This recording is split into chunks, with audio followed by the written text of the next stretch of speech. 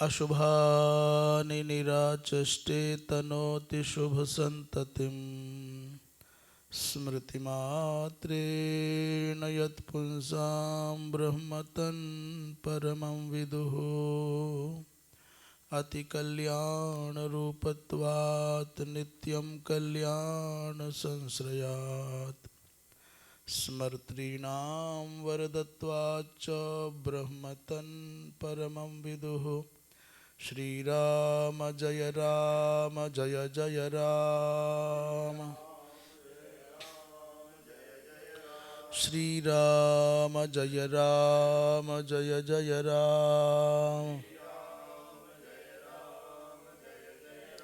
श्रीराम जय जय राम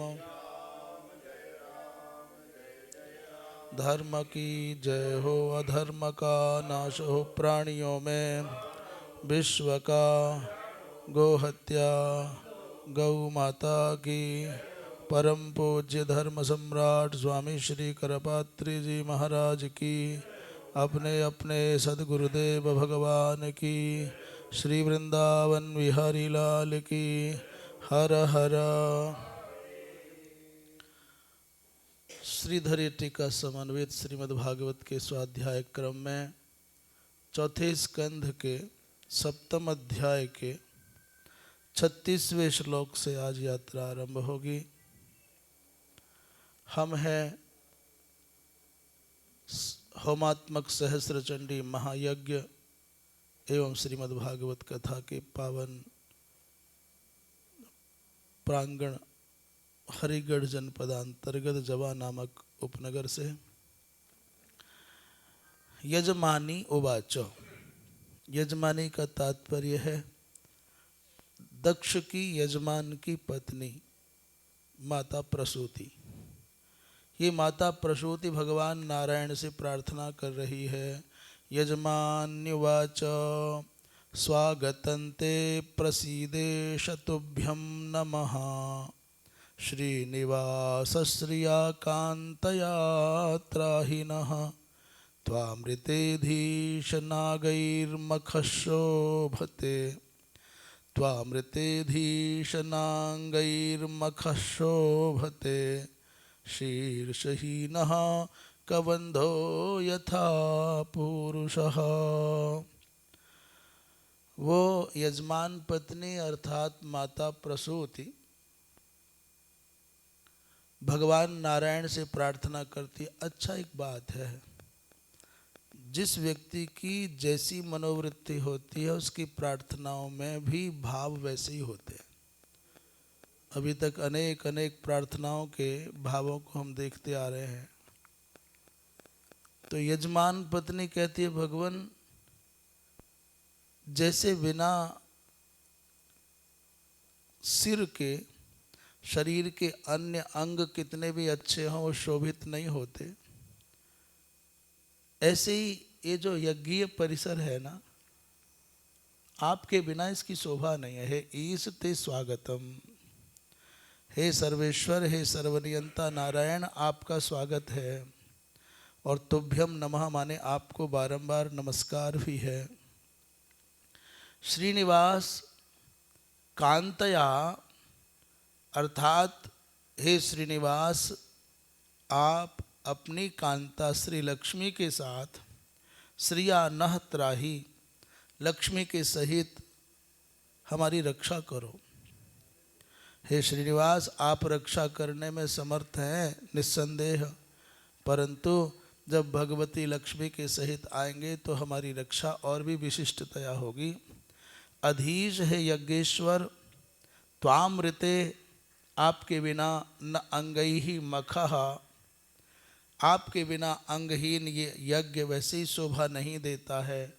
यथा जैसे पुरुषः शीर्षहीनः, जैसे सिर रहित कबंधः, सिर रहित धड़ हो वो शोभा नहीं देता, वैसे ही आपके बिना ये यज्ञ भी शोभा नहीं दे रहा है। ऐसा यज्ञ पत्नी तो क्यों कह रही है प्रसूति? क्योंकि उनके पति का यज्ञ भी नष्ट हो गया और उनके पति का शिर भी चला गया। इसलिए दोनों की ही आवश्यकता है, इसलिए दोनों के बारे में कह रही हैं। श्रीधर स्वामी पाद कहते हैं, यजमानी दक्ष पत्नी स्तौति। यजमान भार्या जो दक्ष की पत्नी है वो भगवान नारायण का स्तवन करती हुई कहती है, ते स्वागतम अर्थात सुआगतम भद्रम आगमनम जातम, आपका आगमन बहुत अच्छा हुआ। ये स्वागतम कहते हैं ना, स्वागतम का तात्पर्य सु प्लस आगतम, माने सु माने सुष्ठु, आगतम माने आपका आगमन बहुत आनंददायी है। स्वागतम कहने का तात्पर्य आपके आगमन से हम सबको अपार प्रसन्नता हुई है। इसलिए वेलकम कहते हैं ना, वेल माने अच्छा, कम माने आना, सु माने अच्छा, आगतम माने आपका आगमन, स्वागतम शब्द का तात्पर्य है।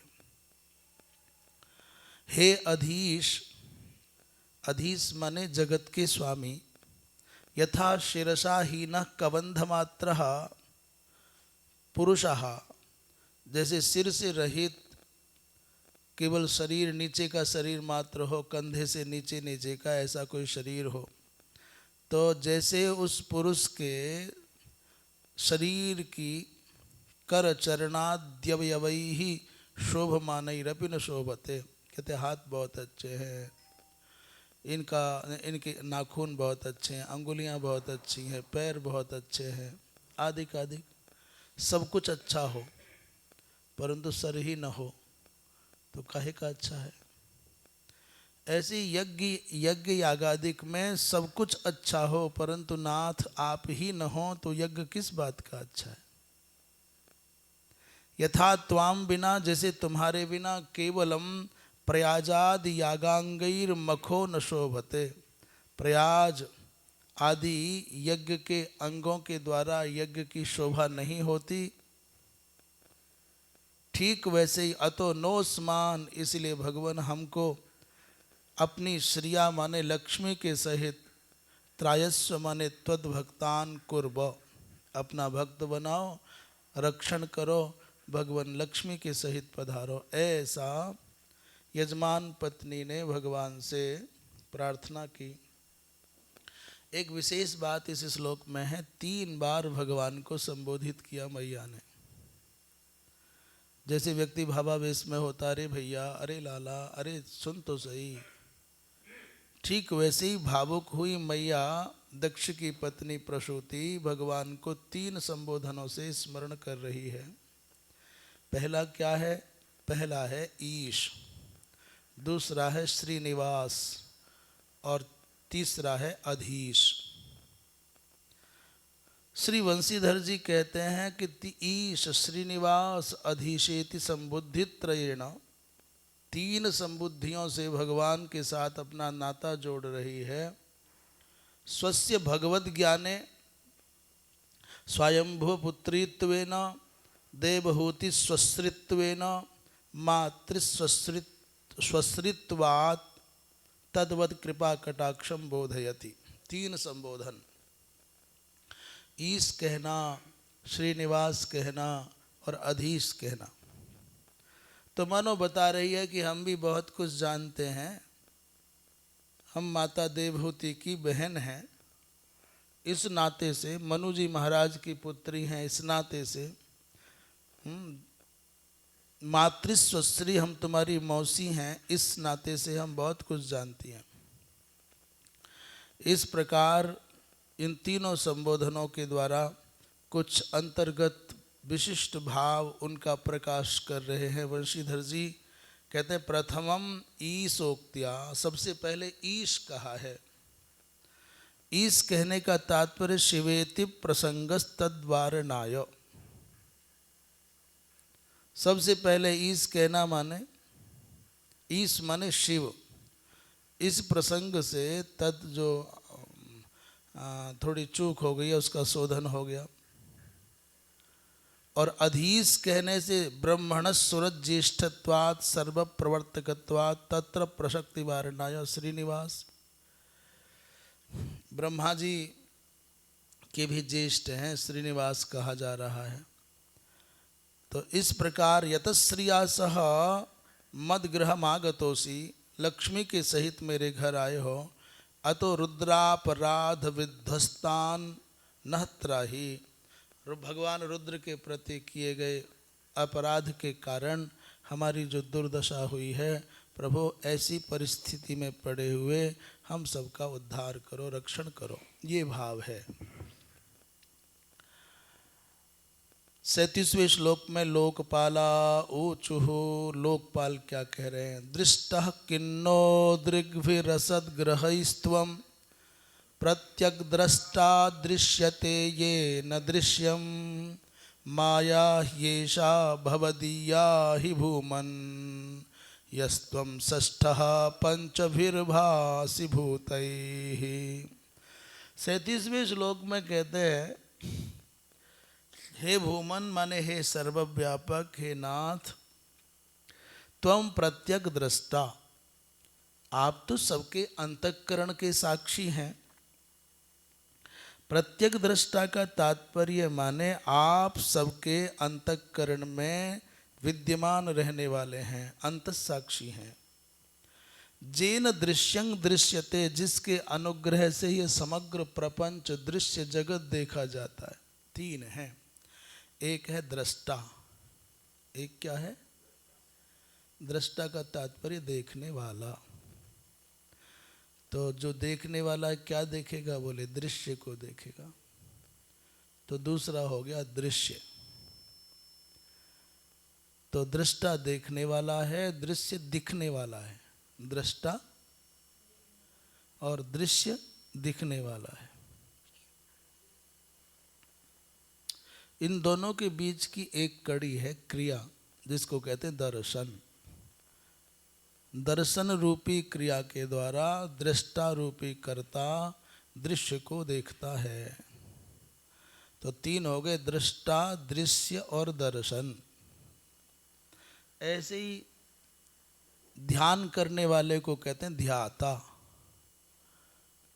और जिसका ध्यान किया जाता है उसको कहते हैं ध्येय। और ध्यान दोनों के मध्य की जोड़ने वाली कड़ी क्या हो गया? ध्यान। ध्यान के द्वारा ध्याता माने ध्यान करने वाला ध्येय को आत्मसात करता है। तो त्रिपुटी हो गई क्या? ध्याता, ध्येय और ध्यान, दृष्टा, दृश्य और दर्शन। ऐसे ही ज्ञाता माने जानने वाला। तो जानने वाला क्या जानेगा? कोई ज्ञेय माने जानने योग्य तत्व है। तो ज्ञाता, ज्ञेय और दोनों को जोड़ने वाला क्या? ज्ञान। तो ज्ञाता ज्ञान और ज्ञेय, ज्ञाता ज्ञेय और ज्ञान। यहाँ कहते हैं कि प्रभु तुम साक्षात दृष्टा हो, और जिसके कारण एतद् दृश्यम येन दृश्यं दृश्यते, जिसके प्रभाव से, आपके अनुग्रह से ही दृश्य को देखने की सामर्थ्य आती है। किन्नः असद्ग्रहैः, क्या हमारी मायिक जगत देखने वाली त्वं दृष्टः, माने किन्नः असद्ग्रहैः, हमारी जो इंद्रियां हैं ये मायिक हैं और जगत को देखने वाली हैं। त्वं दृष्टः, उन इंद्रियों से भले आप देखे जा सकते हो क्या? जो मायिक इंद्रियां हैं, जो माया में फंसी हुई इंद्रियां हैं, वो तो माया को ही देख सकती है। मायापति को कैसे देखें? ही ऐसा भवदीया माया, ये जो आपकी माया है ना, ये जो माया है, इसी के प्रभाव से प्रभावित होने के कारण ये भला असद ग्रह वाली इंद्रियां आपको कैसे देख सकती हैं? क्यों? बोले ये तो पंच को देखती हैं, प्रपंच को देखती है, और आप छठे तत्व हो।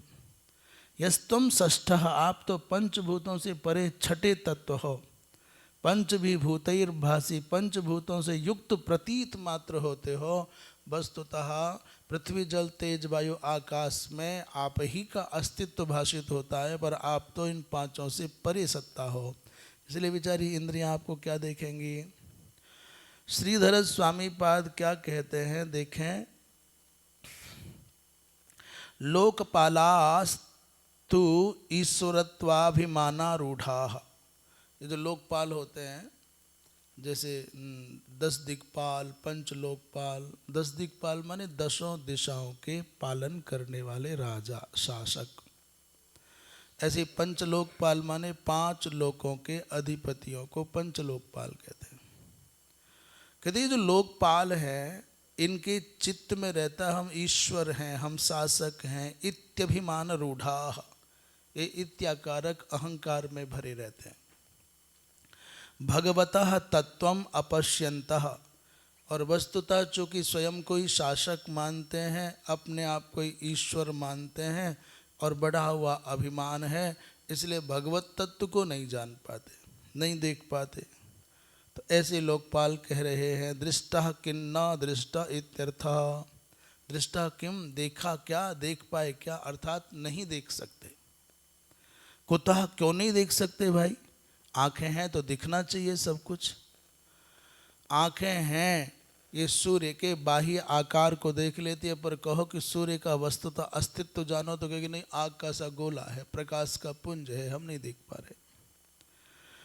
ये असदग्रही ही, अर्थात जो इंद्रियां हैं ये असत को ग्रहण करने वाली हैं, सत को ग्रहण करने की सामर्थ्य इन इंद्रियों में नहीं है। यहाँ असदग्रही ही पुंस्त्वम आविष्ट लिंगत्वात्, ये असद प्रकाश रूपाभिर्दृग्भि, असत प्रकाश रूप वाली जो इंद्रियां हैं इनके द्वारा परमात्मा को नहीं देखा जा सकता। अयम भावः, इसका तात्पर्य क्या हुआ? और सच्ची बात यह है कि इन आँखों से संसार दिखता है, इन आँखों से शरीर दिखता है, पर शरीर के अंदर विद्यमान जो चेतन सत्ता है वो नहीं दिखती। ये आँखें सब कुछ देख सकती हैं, ऐसा कोई माने तो बड़ा गलत मानेगा। आँखें दूसरों को देखने का दावा करती हैं और सब कुछ देखने का दावा करती हैं, पर इनसे पूछो कि आँखों से पूछो तुमने स्वयं को देखा? बोले नहीं।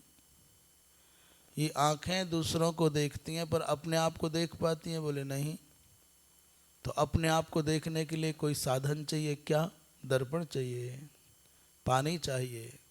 ये आँखें जो जगत को देख रही हैं, ये स्वयं को देखना चाहें तो सक्षम नहीं हो सकती, कुछ चाहिए साधन, दर्पण आदि। ऐसे ही ये जीवात्मा आत्मस्वरूप परमात्मा को या स्वयं को ही देखना चाहे तो सहसा नहीं देख सकता, कोई ना कोई ध्यान आदि का साधन चाहिए। और जब तक दूसरों को देखने के चक्कर में पड़ा रहेगा तब तक अपने आप को देखने की न युक्ति मिलेगी और न ही शक्ति मिलेगी और न ही मन में विश्वास और अवकाश बचेगा। हम कहते हैं ना यार बहुत जाने, हम सबे जाने हैं, सबकी पतो है हमें, तो तेरी पतो है? जो सबकी पतो है दावा करे है, जो हम सबे जाने, तो तुम भैया अपने आप को जानो हो। जो व्यक्ति सबको जानने का दंभ भरता है वो स्वयं को नहीं जान पा रहा। जिस दिन स्वयं को जान लिया तो फिर दूसरों को जानने की बात ही शेष नहीं रह जाएगी। और मूल समग्र साधना का जो सार है वो है ही मंदिर जाके जानो या गंगा नहा के जानो या मंत्र जप के जानो या तीर्थ यात्रा करके जानो, चाहे ध्यान से जानो, पर मूल है आत्मस्वरूप का ज्ञान। स्वयं को जान लो, चाहे सगुण साकार भक्ति के द्वारा स्वयं को जानो, चाहे निर्गुण निराकार भक्ति के द्वारा स्वयं को जानो, चाहे संकीर्तन के द्वारा जानो, चाहे यज्ञ यागादिक के द्वारा जानो, पर जानना अपने आप को ही है। क्या कह रहे हैं? कहते हैं अयम भाव शुद्ध चित्तानाम तो शुद्ध सत्व मूर्तिर्भासी। जिनके चित्त शुद्ध हैं उनको तो प्रभो शुद्ध सत्व मूर्ति के रूप में आप भाषित होते हैं। और अस्माकम, तो ये लोकपाल कह रहे हैं हमारी क्या दशा है? बोले हम तो बहिर्मुख वृत्ति के हैं, बहिर्मुख इंद्रियाणाम, हमारी इंद्रियां बहिर्मुखी हैं, असुचि हैं, इसलिए आपको नहीं देख पाती। पंचभूतोपलक्षितो जीवः, जीव विशेषः, पंचभूतोपलक्षित है जीव विशेष। अर्थात हमको तो लगता है कि आप भी सामान्य ही हैं। जैसे जरासंध प्रवृत्ति को भगवान कृष्ण भगवतया नहीं दिख रहे हैं, रावण आदि को राम जी राघव राघवेंद्र भगवतया नहीं दिख रहे हैं, दिखते हैं। भगवान राम को देखता है रावण भी और विभीषण भी, हनुमान जी भी और सुग्रीव भी, साधारणतया गांव की सामान्य नारियां भी, परंतु कहाँ देख पाती है, कहाँ पहचान पाती है। रावण मनुष्य मात्र मानता है, राजकुमार मानता है। तो ये जो देखना और देख करके वास्तविक स्वरूप को जानना, दोनों में बहुत अंतर है। अतस्त्वम अस्मत् इंद्रिय, ये लोकपाल कहते हैं, इसलिए हमारी इंद्रिय गोचर नहीं होते। धिग अस्मत् जीवितम, हमारे जीवन को धिक्कार है, हम अभागे हैं, इसलिए चाह करके भी आपके तत्व को नहीं जान पाते, ऐसा कह रहे हैं लोकपाल।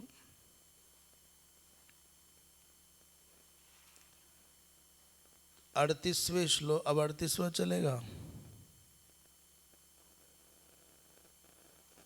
38वें श्लोक में क्या कहते हैं देखें। योगेश्वरा ऊचुः प्रेयान्नतेन्योस्त्यमुतस्त्वयि प्रभो विश्वात्मनीक्षेन्न पृथग्य आत्मनः अथापि भक्त्येष तयोपधावताम् अनन्यवृत्त्यानुगृहाण वत्सल। योगेश्वर भगवान से कहते हैं, हे प्रभो, यत् वै विश्वात्मनः, हे प्रभो, जो आपसे विश्व को आत्मनः आत्मनि अर्थात अपने आत्मा से पृथक नहीं क्षेत, पृथक नहीं देखता, जो विश्व को आपसे भिन्न नहीं देखता, तथा आत्मनि माने अपने आत्मा से भिन्न नहीं देखता। दो केंद्र हैं, एक है विश्व माने जो दिख रहा है, एक है देखने वाला कोई। तो या तो अपने आप से भिन्न जगत दिखे अथवा प्रभु से भिन्न जगत दिखे। इन दो बातों में क्या बात है कि हम घर को अपने रूप से इतना जोड़ लेते हैं, इतना तादाद में बना लेते हैं कि घर की दीवार पे कहीं ने खरोंच मारी तो लड़ने आ जावे कि जैसे हमारी छाती पर खरोंच मारी है। हमारी गाड़ी है और तेरी गाड़ी ने हमारी गाड़ी छुई क्यों, टकराई क्यों? तो छाती पर चोट जैसी लगती है मेरी गाड़ी, गाड़ी को क्षति नहीं पहुंची, मुझको ही पहुंची है। आपने वस्तु मात्र को, जड़ जगत को इतना मम भाव की इतनी गहरी युक्ति जोड़ ली, मेरापन का ऐसा गहरा भाव बना लिया कि मेरापन हट गया, मैं ही रह गया। गाड़ी को चोट नहीं, मुझको ही चोट लगी। तो जैसे शरीर के संबंधी वस्तु मात्र को आपने इतना अधिक आसक्तिपूर्ण संबंध के साथ देखा कि उसके नष्ट होने पर कहते हाय हाय, घर नष्ट नहीं हुआ, मैं ही नष्ट हो गया। ठीक वैसे ही इस शरीर का और आत्मा का जो तादात्म्य बना लिया है, गहरा संबंध बना लिया है, तो शरीर के सम्मान को अपना सम्मान मानता है, शरीर के अपमान को अपना अपमान मानता है, शरीर की पूजा को अपनी पूजा मानता है। जबकि शरीर में और आत्मा में उतना ही अंतर है जितना अंतर हम में और इस कक्ष में है। हम इस कक्ष में हैं पर हम कक्ष नहीं हैं। आत्मा इस शरीर में है परंतु आत्मा शरीर नहीं है। पर जिद पड़ जाती है, अभ्यास पड़ जाता है। पुत्र की सफलता में अपनी सफलता मानता है, पुत्र की असफलता को अपनी असफलता मान करके विषाद में डूब जाता है। क्या कह रहे हैं? हे प्रभो, यत् वै विश्वात्मनः आत्मने पृथक नैक्षेत, जो कोई भी इस विश्व को आप से और अपने आप से पृथक नहीं देखता, यंग उतः अन्यः ते प्रयान्ना, उससे भिन्न दूसरा आपको अधिक प्रिय नहीं हो सकता। अर्थात जो कुछ दिख रहा है सब संसार में, यहाँ श्लोक का भाव ऐसे समझें कि आपके अतिरिक्त सृष्टि में कोई और वृत्ति न बने। सर्वम खलु इदम ब्रह्म, ऐसी ऐसी धारणा दृढ़ हो जाए जो भी कुछ है सब ब्रह्म ही है। तो ऐसे व्यक्ति को जो ब्राह्मी दृष्टि वाला है, जो इष्टमय दृष्टि वाला है, जो राममय दृष्टि वाला है, कृष्णमय दृष्टि वाला है, विष्णुमय दृष्टि वाला है, उससे बढ़ कर के और कोई आपको प्रिय नहीं हो सकता। अथापि भक्ति ईश तया अनन्य वृत्त्या उपधावताम वत्सल अनुग्रहाण। तथापि हे भक्तिश, भक्ति के स्वामी होने से, तया अनन्य वृत्तिया, उस अनन्य भाव से, उपधावता माने आपका भजन करने वालों पर, हे वत्सल, हे भक्त वत्सल, अनुग्रहाण माने अनुग्रह कीजिए। हे प्रभु, आप अब बड़े भक्त वत्सल हैं, इसलिए आपके अतिरिक्त किसी और को जो नहीं जानते मानते, अनन्य भाव से जो आपकी भक्ति करते हैं, उन पर कृपा करो, ऐसा कह रहे हैं योगेश्वर। क्या कहते हैं श्रीधर स्वामी, देखें 38 में, योगेश्वराः तत् अभेदेन भजताम अनुग्रह भागत्व मन्यमानाः। योगेश्वर उस परमात्मा को अभेद बुद्धि से भजन करने वालों पर, भजन करने वालों को अनुग्रह भाग मान रहे हैं, अनुग्रह भाजन मान रहे हैं। इसलिए स्वामी वृत्य भावेन भजताम, भगवान का भजन ऐसे करना चाहिए जैसे समर्पित श्रद्धालु सेवक अपने स्वामी का भजन करता है। स्वामी वृत्य भाव से रामचरितमानस कार्णिक चौपाई में ऐसा जुड़ता हुआ भाव कहा है कि अस अभिमान जाय जनि भोरे, अस अभिमान जाय जनि भोरे, मैं सेवक रघुपति पति मोरे। मैं सेवक हूँ और रघुपति मेरे स्वामी हैं। कहते स्वामी वृत्य भाव, परमात्मा को अपना स्वामी मानो, सर्वस्व मानो, और स्वयं को उनका सेवक, अपना उनका भृत्य मानो। प्रभो भजताम अपि अनुग्रहम प्रार्थयमानाः स्तुवन्ति। 2 श्लोकों से इस प्रकार की स्तुति और प्रार्थना करते हुए कह रहे हैं, प्रियान, आपको सर्वाधिक प्रिय कौन है? भगवान को सर्वाधिक प्रिय कौन? बोले विश्वात्मनि माने पर ब्रह्मणि, और त्वयि यह आत्मन पृथक तुम निक्षेत, आपसे अपने आप का पार्थक्य जो नहीं देखता, इस जगत प्रपंच का आपसे जो पार्थक्य नहीं देखता, अमुतो अमुस्मात् अन्यस्ते प्रेष्ठो नास्ति। हमको लगता है जो सर्व रूप में आप ही को देख रहा है, उससे बढ़कर के प्रिय आपको सृष्टि में कोई नहीं। भक्ति का तात्पर्य केवल माला जपना नहीं है। भक्ति का तात्पर्य केवल सहस्र बिल्वपत्र चढ़ा दिए और 1000 कमल के फूल चढ़ा दिए और परिक्रमा करे आए गंगा, इतना ही मात्र नहीं है। ये भी भक्ति है, माला जपना, कीर्तन करना, भोजन कराना, दान करना, तीर्थ नहाना, मंदिर जाना, ये भी भक्ति है, पर यही मात्र भक्ति नहीं है। भक्ति का तात्पर्य जब तक कण कण में आपको अपने इष्ट का दर्शन न होने लगे, तब तक भक्ति अपक्व है, अपूर्ण है। और जैसे ही कण कण में आपको अपने इष्ट का दर्शन होने लग जाए, पुत्र में, पत्नी में, पति में, भाई में, बंधु में, मित्र में, शत्रु में, पशु में, पक्षी में, सब में आपके इष्ट की झांकी दिखने लग जाए, तो भक्ति पूर्ण हो गई। अब ये वृत्ति चाहे कीर्तन के माध्यम से आए, चाहे ध्यान के माध्यम से आए, चाहे देव पूजन के माध्यम से आए, चाहिए यही, जिसमें भी आपका दृष्टि संबंध बने उसमें भगवत दर्शन होने लग जाए। स्त्री हो पुरुष हो, यदि आप स्त्री को स्त्री के रूप में देखोगे तो वासना आने का भय रहेगा, पर आप स्त्री को भगवती के रूप में, इष्ट के रूप में देखोगे तो उपासना का भाव बनेगा। आप यदि किसी सामान्य व्यक्ति को जिसने अपराध किया है उस व्यक्ति के रूप में देखोगे तो आपके मन में विद्वेष होगा, आक्रोश आएगा और दंडित करने का मन बनेगा।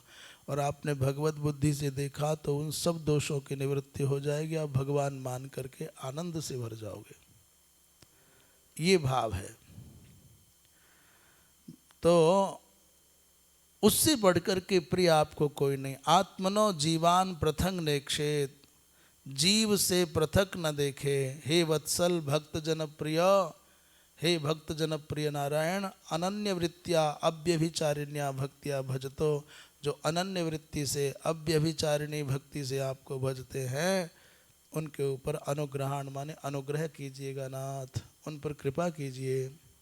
39वें श्लोक में क्या कह रहे हैं? जगदुद्भव स्थिति लयेषु दैवतो बहुविद्यमान गुणयात्म मायया रचितात्म भेदमतये स्वसंस्थया विनिवर्तित भ्रम गुणात्मने नमः। 39वें श्लोक में क्या कह रहे हैं? एक बात आ गई, दैवतः। दैवतः माने जीवों के अदृष्ट के कारण, अदृष्टवश, बहुविद्यमान, अनेक प्रकार से भेद उत्पन्न करती, गुणया आत्म माया, गुणमयी जो आपकी माया है, जो गुणवती आपकी माया है, वो माया क्या करती है? बोले अनेक प्रकार से भेद उत्पन्न करती है माया। उस माया से जगत के 3 कार्य करते हो। जगत का उद्भव करते हो माने जगत को बनाते हो ब्रह्मा रूप से, और जगत का पालन करते हो विष्णु रूप से, और जगत का उपसंहार करते हो शिव रूप से। तो परंतु कैसे? बोले आत्म माया, तुम अपनी माया के द्वारा नाथ जगदुद्भव स्थित लयेषु, ये तीनों कार्य संपन्न करते हो। आत्म भेद रचित स्वसंस्थया, अपने ही रूप बनाते हो। ब्रह्मा रूप से रचना करना है, विष्णु रूप से पालन करना है, शिव रूप से संहार करना है। अपने स्वरूप में मत ये विनिवर्तित भ्रम, हाँ, भ्रम रहित बुद्धि में प्रकाशित उन गुणात्मने नमः, उन निखिल गुण गण रूप आपको प्रभु नमस्कार है। इसका तात्पर्य क्या हुआ? हो तो आप वास्तव में एक, परंतु आप अपनी अचिंत्य शक्ति संपन्ना माया के कारण अनेक जैसे प्रतीत होते हो। श्रीधर स्वामी कहते हैं अव्यभिचारिणी भक्ति ही। अव्यभिचारिणी भक्ति क्या है? व्यभिचारिणी भक्ति क्या है और अव्यभिचारिणी भक्ति क्या है? अव्यभिचारिणी भक्ति और व्यभिचारिणी भक्ति में, जैसे एक स्त्री केवल अपने पति को ही पुरुष बुद्धि से देखे तो वो अव्यभिचारिणी है, और एक स्त्री यदि अपने पति के अतिरिक्त भी किसी पुरुष का ध्यान अंदर आने देती है तो वो व्यभिचारिणी मानी जाती है। जैसे एक पुरुष अपनी धर्म पत्नी जो विवाहित है, अपनी धर्म पत्नी मात्र से ही स्त्री भाव रखता हो तो वो अव्यभिचारी है, पर अपनी धर्म पत्नी के अतिरिक्त भी अन्यत्र उसके मन में दुर्भाव आता हो तो उसे कहते व्यभिचारी है। व्यभिचारी माने बी अभिचरति, बी उपसर्ग अभि, बी माने विशेषेण, अभि माने सर्वतः। हाँ, इधर उधर घूमता घामता है, मन की वृत्तियों पर अंकुश नहीं लगाता, उसको व्यभिचारी कहा जाता है।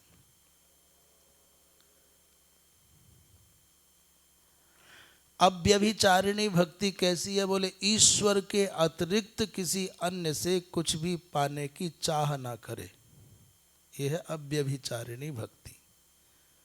हम जिसका नाम लेते हैं, जिसकी प्रसन्नता के लिए संध्या या माला जपते हैं या देव पूजन करते हैं, तो उनको छोड़ करके अमुक सेठ जी आएंगे, अमुक भगत आएंगे, वो ये दे जाएंगे, ये दे जाएं, तो इसका मतलब सर्वनियंता परमात्मा का, परम सामर्थ्यशाली परमात्मा का संश्रय छोड़ा और दूसरों की ओर टकटकी लगाए देख रहे हैं। ये व्यभिचार हो गया भक्त का। मानो हम साधु हैं, हम पंडित हैं, हम आचार्य हैं, मंदिर के पुजारी हैं, और भगवान जो सबकी झोली भरता है उसके पास खड़े होकर के भगवान को नहीं देख रहे, उससे नहीं कि तू दे, वो करे वो सेठ जी आ गए, वो गाड़ी आ गई, वो आने वाले। तो ये अव्यभिचारिणी भक्ति नहीं हुई, ये व्यभिचारिणी भक्ति हो गई। अव्यभिचारिणी भक्ति तो वो है कि मनसा वाचा कर्मणा किसी से मांगना भी होगा तो केवल उससे ही मांगेंगे, वो चाहे जिस रूप में आकर के दे, ये तात्पर्य है। तो महाराज अव्यभिचारिणी भक्ति कथम स्यात्। अब कोई अव्यभिचारिणी भक्ति करना चाहे आपकी तो कैसे करे, क्यों? बोले भजनीया नाम बहुत्वादि, बहुत्वात् इत्याशंका हो। आप एक हो तो अव्यभिचारिणी भक्ति, थोड़ी देर में कृष्ण बन जाते हो, राम बन जाते हो, कभी वामन बन जाते हो, कभी नृसिंह बन जाते हो, भजनीय तत्व बहुत हैं, तो अव्यभिचारिणी भक्ति कैसे हो? उत्तर दे रहे हैं, जगत उद्भवादिषु निमित्तेषु दैवतो जीवा दृष्टाद बहुधा भिद्यमाना गुणाः यस्या तया स्वमायया आत्मनि स्वरूपे रचिता ब्रह्मादि भेद मतिर्येन। अर्थात जगत का उद्भव करना होता है तो ब्रह्मा के रूप से, जगत का पालन करना है तो पालकत्व माने विष्णु रूप से, और जगत को अपने अंदर समेटना है तो शिव रूप से। ऐसा उद्भवादिषु माने उद्भव आदि क्रियाओं के करने, ब्रह्मा विष्णु रुद्रादिषु, दैवतो जीवा दृष्टिया बहुधा विद्यमाना। हाँ, ऐसा जो देखा जाता है कि अलग अलग गुण दिख रहे हैं, अलग अलग रूप दिख रहे हैं, ब्रह्मा ये, विष्णु ये, कोई रजोगुण, कोई सत्वगुण, कोई तमोगुण। तो जिस माया के कारण ऐसा होता है, ब्रह्मादि भेद मतिर बनती है, जिस परमात्मा ने ऐसी बनाई है, स्वसंस्थया माने केवल स्वरूपावस्थाने न च विनिवर्तितो भेद भ्रमो। और महाराज प्रभु आप ही भेद डालने वाले हैं और आप ही भेद का निवर्तन करने वाले हैं। गुणाश्च तद्धे तव आत्मनि ये न तस्मयी। ये कहना चाहते हैं कि प्रभु वस्तुतः आप ही हैं जिनके कारण इस आपकी माया के कारण इस भेद की वृत्ति का उदय होता है, और आपके अनुग्रह से ही भेद वृत्ति निवृत्त हो जाती है। आगे कह रहे हैं 40वें श्लोक में, ब्रह्मोवाच नमस्ते श्रित सत्वाय, नमस्ते श्रित सत्वाय धर्मादीनांच सूतये निर्गुणाय च यत्काष्ठाम नाहं वेदा परेपि च। 40वें श्लोक में क्या कह रहे हैं? कह रहे धर्म आदीनांच सूतये, धर्म आदि दिव्य पुरुषार्थों के उत्पत्ति के निमित्त श्रित सत्वाय, जिन्होंने सत्व आदि गुणों का आश्रय लिया है, च निर्गुणाय, फिर भी निर्गुण स्वरूप हैं, तो ते नमः। वस्तुतः आप निर्गुण हो, परंतु आपने सगुणत्व क्यों लिया? बोले धर्म आदि के प्रजनन के लिए। यत काष्ठाम अहम अपरे, जिसके स्वरूप को अहम माने मैं और अपरे माने कुछ दूसरे भी न वेद नहीं जानते। आप विशुद्ध सत्व में निर्गुण निराकार स्वरूप में अवस्थित रहने वाले, परंतु लोक कल्याण के लिए आप गुणत्रय धारण करते हैं। इसलिए क्यों करते हैं? बोले धर्म आदि की उत्पत्ति के लिए। क्या कह रहे हैं? शब्द ब्रह्म स्तौति, ये शब्द ब्रह्म माने वेद भगवान स्तवन कर रहे हैं, नमस्ते। श्रितम माने स्वीकृतम सत्वम ये न, सत्व गुण का आश्रय क्यों लिया भगवान ने?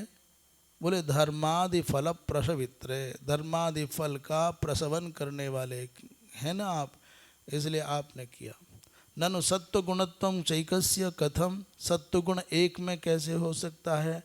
इत्याशंका, ऐसी शंका हुई तो कह रहे हैं यस्य काष्ठाम तत्वम नाहम वेदमी, जिनकी वस्तुतः वास्तविक सत्ता को, स्वरूप को मैं नहीं जानता, और अपरे ब्रह्मादयः, अन्य जो ब्रह्मा आदिक हैं वो भी नहीं जानते, तस्मयी, उन भगवान नारायण को कोटि कोटि बार वंदन है।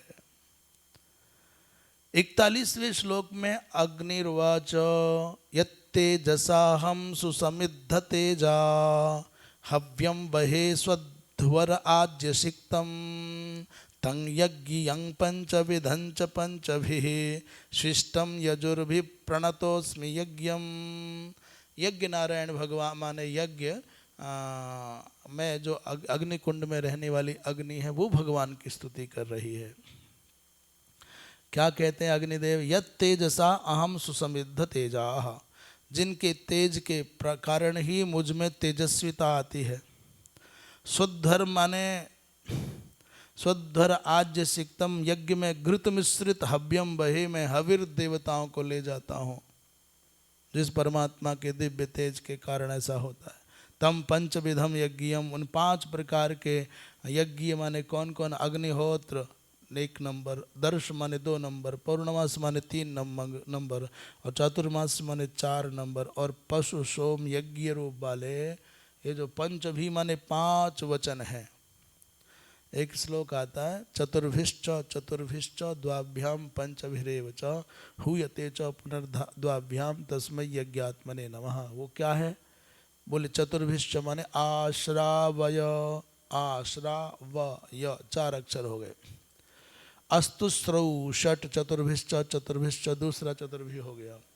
यजे ये हुयते च क्या चतुर्भिश्च चतुर्भिश्च द्वाभ्याम माने यजे, और पंचभिरेव च माने ये यजामहे, और पुनर्द्वाभ्याम माने वषट। यजुर्भी माने यजुमंत्रों से, शिष्टम माने पूजित होने वाले, यज्ञम प्रणता अस्मि, यज्ञ पुरुष को मैं प्रणाम करता हूँ। अग्निदेव ने ऐसा कहा। श्रीधर स्वामी क्या कहते हैं? अग्निस्तु यज्ञ मूर्तिम प्रणति, अग्निदेव यज्ञ मूर्ति भगवान को प्रणाम कर रहे हैं। क्या? यस्य तेजसा सुष्ठु प्रसिद्धम प्रदीप्तम तेजो यस्य सोहम प्रशस्ते, जिसके तेज से, जिसकी कृपा से मुझ में तेजस्विता आती है। हाँ, अध्वरे हविर्बहामी, उस प्रकार के यज्ञों में मैं हवि को यहाँ से वहाँ देवताओं तक पहुँचाता हूँ। तम यज्ञयम यज्ञाय हितम पालकम, वो यज्ञ माने यज्ञ पालक परमात्मा को मैं प्रणाम करता हूँ, यज्ञ मूर्ति को प्रणाम करता हूँ। कहते पंचविधत्व क्या है? बोले ऐत्रेय में, ऐत्रेय यज्ञ कहा है, स एष यज्ञ पंचविधो, ये यज्ञ 5 प्रकार का है। नंबर 1 अग्निहोत्रम, 2 दर्श, 3 पूर्णमास, 4 चातुर्मास्य, और पशु सोमः।